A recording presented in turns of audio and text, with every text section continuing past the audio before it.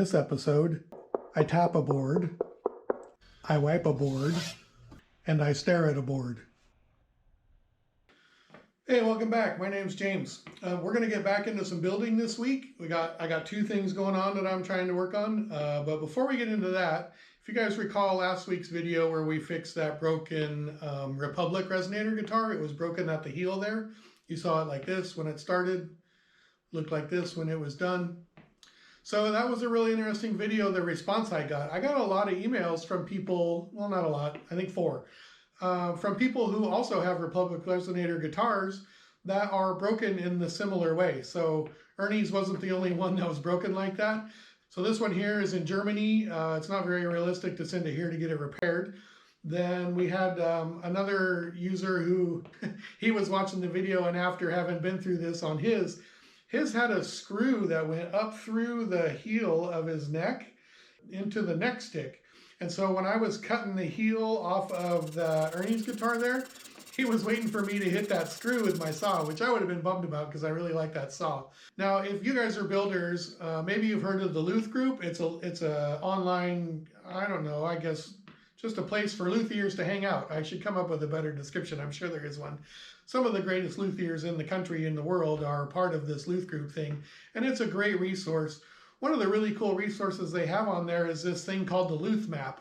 And so when I found out about that one in Germany that was broken, I got onto the website and I looked at the Luth map, which is this really cool interactive map right here. You can zoom into wherever area you're at, and you can click on and find luthiers and see what they do. And you know, they have a profile on there and things like that. So I've reached out to 2 or 3 different luthiers in Germany to see if my friend can send that one off to one of the luthiers there locally.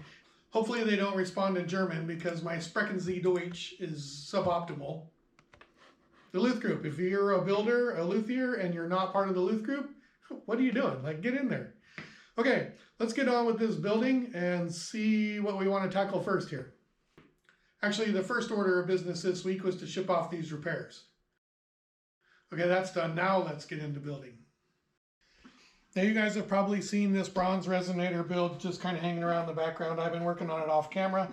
I wasn't really going to film any of it because I didn't film any of the early part of it. But anyway, this is my latest build that's just about done. Let's see if we can button it up and finish it up right now. We'll listen to some Paul Welton while we do that. And then we'll come back and talk about this guitar and what the story is.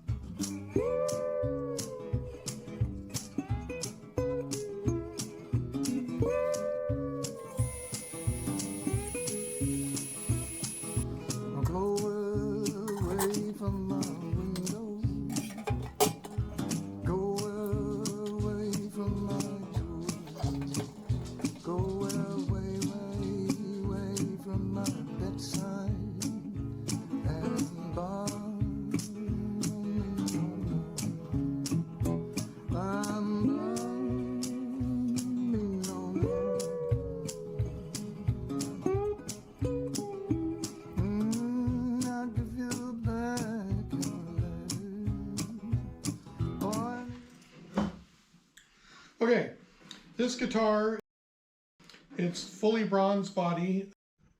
It has a lacquer finish on it though. This is a kind of an antique look to it. It's got some, you know, wear on it and stuff, and it's got an antique look to it. It's not going to age and relic like a raw one would. If this one's ever going to age and relic, you're going to wear through the lacquer before it starts to age and relic. The cover plate and the tailpiece already have a little bit of aging and relicing to them. Those have a coating on them, so they're not going to keep rusting. It's got a hot rod cone in it, and it's got a Kent Anderson mini humbucker in there. Now this mini humbucker is wired straight to the output jack. What's left to do on it is I need to put a truss rod cover on it. I need to put the 5 dots in it and attach the handle on the cover plate. This is a 7-piece mahogany neck, and it has carbon fiber rods in it as well as a truss rod. Back has a nice arch to it. There is kind of some simulated wear on the back. Yeah, anyway, I'd really like to sell this guitar soon. If you guys are interested, hit me up with an email.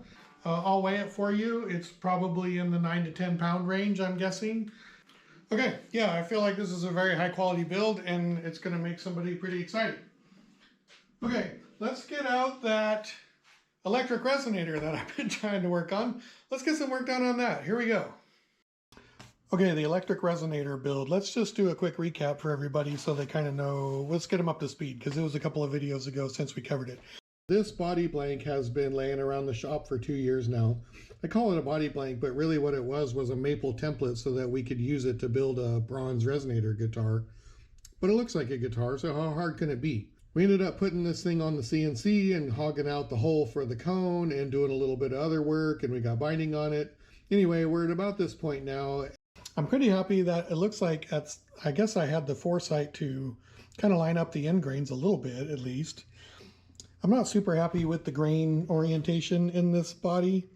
That's not how I would prefer to see that done, but it's been stable for more than 2 years. It's not cupping, it's not warping, it's not moving. So it's got a nice weight to it. It's not super, super heavy anymore. We made a pickguard for it. That's going to be something like that. I've got a neck that I've roughed out here, and it's, when I say roughed, I mean it's really rough. One thing I haven't really figured out is what kind of finish I want on this. I'm not super excited about a wood finish on it, although I do have a nice wood binding on it. I don't know. There's nothing off the table at this point, so we could make this thing any color we want. Now, if I was on your guys' side of the camera, one thing I would be very curious about is how thick is this part where the cone rests on it? Because if I tap it, it actually has some acoustic qualities because it's not super thick. So I've already set my gauge here to the thickness of the body. Now, if I set that in there, it leaves us with less than a ½ inch, probably 3/8. So, you know, probably 4 3/16 millimeters or something. It's going to vibrate. You're going to feel it. You'll for sure feel it while you're playing it, which is nice. I think the next thing to figure out on this is probably what kind of fretboard we want on here. And we've got all of those options right there. I think I'm really leaning towards the black, just black ebony. It's not solid black. It does have some stripiness to it. You can kind of see that on the camera, I hope. I'm just going to start getting this fretboard prepped and ready to get slots in it. And let's just see how we like it after we get that part.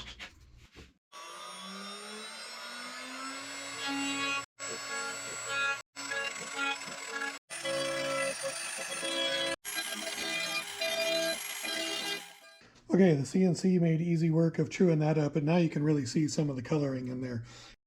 I like it.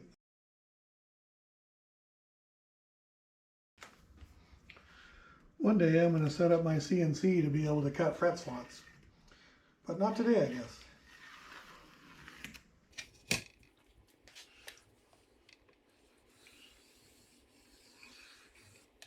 Way too much. Perfect. Some more Vice Grip Garage funnies for you.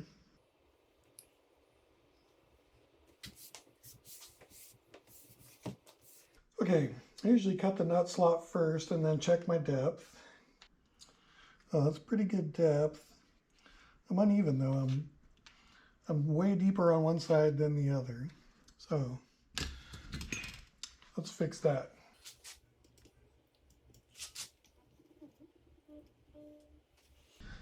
Okay, depth adjusted. Let's make a slot, shall we? Man, I can't wait to get this process set up on the CNC. In fact, I may get halfway through this and decide we're going to make another one.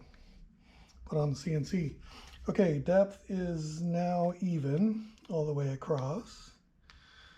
And it's deep enough. Okay, now we're just going to saw a bunch of slots. I don't think you guys need to see that.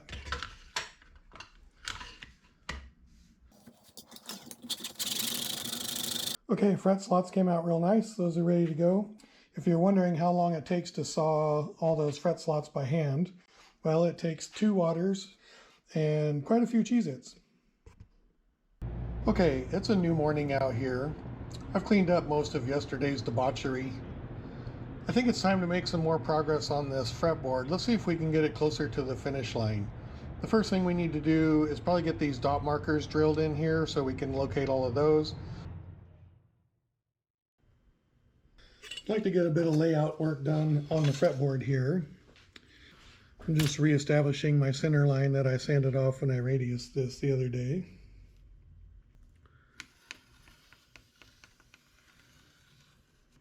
Perfect. And then I like to just number the frets that are going to get markers, because ask me how I know what happens when you don't number them.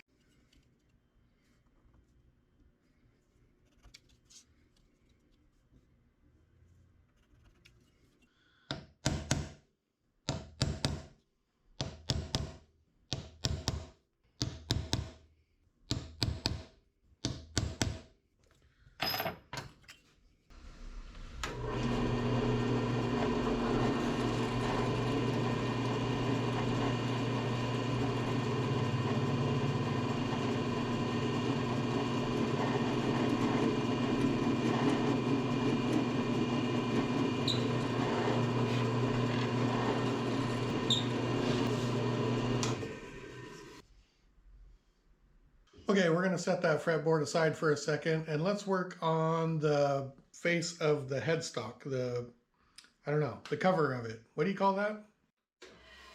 Okay, I think I want to cut the face of the headstock out of the same material as the pickguard that we made. So I think I'm just going to slice a slice off of here. We'll make the, whatever you call this, glue on for the fretboard. Headstock. You know, the thing that goes on the thing. Sheesh.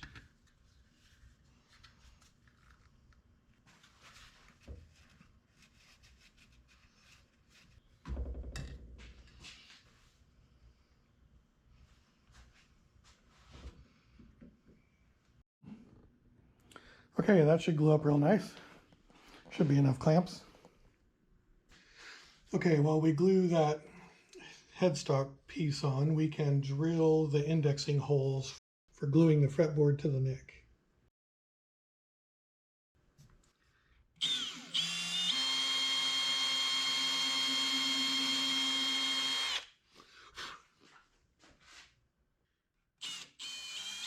This indexer up here is in the first fret slot.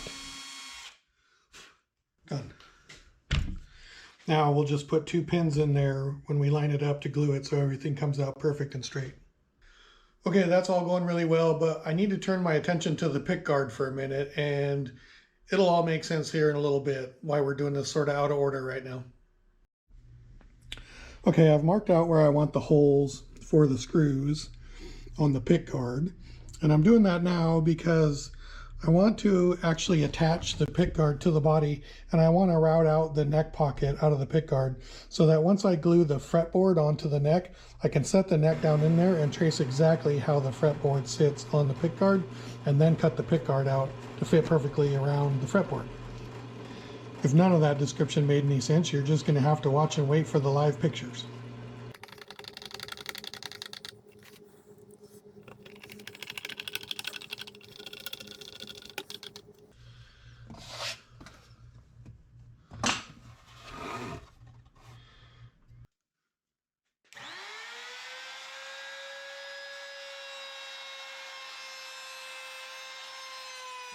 Okay, now the neck can sit down in there with the fretboard on it, and then we can trace exactly how the fretboard fits on here and cut that out perfectly. It looks like maybe that screw hole isn't going to work out. Okay, I had some coffee, ate some breakfast. I think we're ready to start putting this fretboard on the neck. Yeah, we are. Let's glue the fretboard to the neck.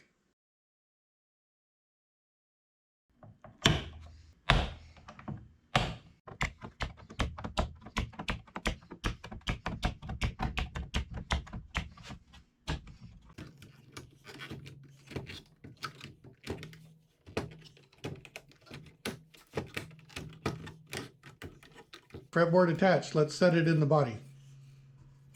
Okay, now that we set the neck in there, we can trace onto the pickguard there how it gets cut out for the fretboard. So that's probably the next task, is cut that out.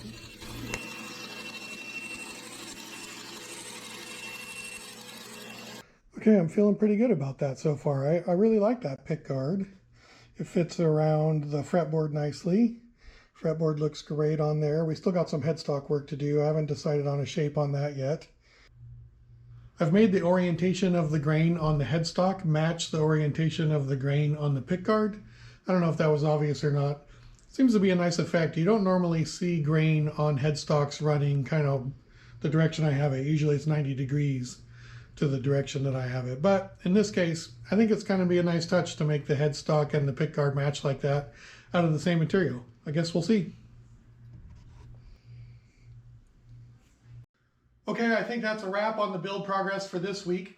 Now I have a friend who was at a music store and saw these Fishman piezo biscuit style pickups for resonator guitars, resophonic guitars. So I have two different versions of piezo Fishman pickups that I'm really interested to try these out and see what they sound like.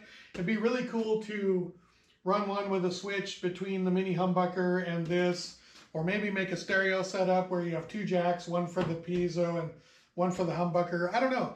I'm not sure how I'm going to experiment with these yet, but I'm looking forward to giving them a try and seeing what kind of sounds we can get out of having those pickups on the biscuit. Okay, thanks for following along this week. We'll catch you next week with whatever goes on around here.